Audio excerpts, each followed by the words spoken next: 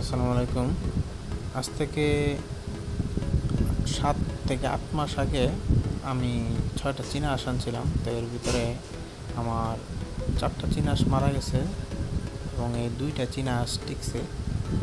তো এই চীনা হাঁসগুলা আসলে এটা কেমন চীনা হাঁস আমি বুঝলাম না। তো আপনারা যদি কেউ বুঝেন তো একটু অবশ্যই কমেন্ট করে বলবেন। আর 8 মাস হয়ে গেছে কিন্তু এখনও মেয়ে চীনা হাঁসটা ডিম পারতেছে না। আর ছেলে চীনা হাঁসটা প্রতিদিনই মেয়ে চীনা হাঁসের সাথে মিটিং করে, কিন্তু সে ডিম পারতেছে না। তো আসলে ডিম পারতেছে না কেন? হ্যাঁ, অনেকে বলতেছে এটা নাকি করস, চীনা হাঁস আর পেতি হাঁসের ভিতরে করস। তো এটার প্রতি যদি আপনাদের কারো অভিজ্ঞতা থাকে তো আমাকে একটু প্লিজ দয়া করে বলবেন।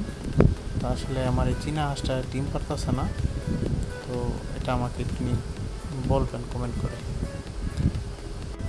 তো এটা এখনও ডিম পারতেছে না, এর কারণটা বুঝতে পারতেছি না। তো আপনারা যদি কেউ অভিজ্ঞ কেউ জানেন তো একটু আমাকে দয়া করে বলবেন। আর এটা ডিম পারলে কি নিজের বাচ্চা নিজে ফুটাবে কি না? চীনা আসতে নিজের বাচ্চা নিজে ফুটায়, তো এটা ফুটাবে কি না? তো কেউ যদি অভিজ্ঞ কেউ থাকেন তো আমাকে একটু পরামর্শ দেবেন। সবাই ভালো থাকবেন। আসসালামু আলাইকুম।